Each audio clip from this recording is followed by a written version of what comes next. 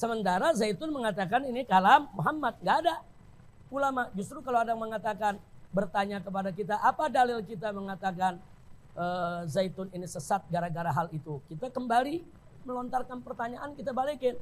Wah, Anda sendiri punya dalil apa? Ulama mana yang mengatakan kalau Al-Quran itu adalah kalamul khalqi? Nggak ada ulama yang mengatakan kalau Al-Quran itu kalam makhluk. Nggak ada. Al-Quran makhluk, ya. Itu pendapatnya Mu'tazilah. Tapi kalau Al-Quran sebagai kalam manusia, Mu'tazilah nggak pernah berpendapat sedemikian rupanya. Semua sependapat bahwa Al-Quran itu adalah kalam Allah. Nah itu yang perlu kita ini kan. Apalagi dia katakan qala Rasulullah sallallahu alaihi wasallam fil Qur'anil Karim.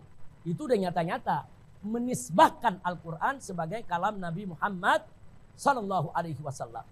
Nah, tapi kalau ada mengatakan lagi, tapi Panji Gumilang mengatakan qala Rasulullah sallallahu alaihi wasallam wahyan fil Qur'anil Karim.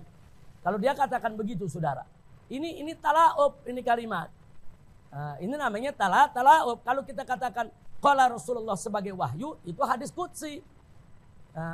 Amma yarwi min rabbihi, itu sudah ada definisi sendiri. Jadi jangan Al-Quran didefinisikan sebagai kalam manusia. Satu lagi saya mau tambahkan, kelompok liberal. Nah, kalau kelompok liberal lain lagi. Mereka mengatakan bahwa Al-Quran itu kalamullah. Tapi kalamullah itu dengan lughatullah. Dengan bahasa Allah. Yang tidak ada satu manusia pun paham itu lughahnya. Sehingga Muhammad menerjemahkan lughatullah ke dalam bahasa Arab. Jadilah itu Al-Quran yang kita pegang saat ini. Jadi liberal di sini mengecoh kita seolah-olah mereka sama dengan kita, mengatakan ini kalam Allah. Dia bilang iya, Al-Quran itu kalam Allah. Tapi Al-Quran bahasa Arab itu tetap saja Muhammad yang menerjemahkan. Artinya kurang lebih sama dengan yang Panji bilang bicarakan, bahwa Al-Quran yang kita dapat sekarang adalah kalam Nabi Muhammad. Na'udzubillah min dalik. Hati-hati ya kawan. Ini nggak boleh dibiarkan, dan ini bukan soal furu, bukan. Ini soal usul. Nah, kalau kita bicara usul, ini bisa mengantarkan kepada kufur. Sekurang-kurangnya mengantarkan kepada dolalah. Itu merupakan bid'atun dolalah. Jadi sudah benar. FPI bikin pernyataan poin tentang Al-Quran itu sudah benar. Ya kawan. Jadi nggak usah ragu lagi. Memang ini sesat, saudara. Nah, seperti yang tadi contoh saya katakan. Kalau kita bicara soal apa tadi? Adzan ya. Ya, adzan menghadap kiblat itu sunnah. Kalau adzan menghadap jamaah ya makruh. Memang makruh bukan sesat.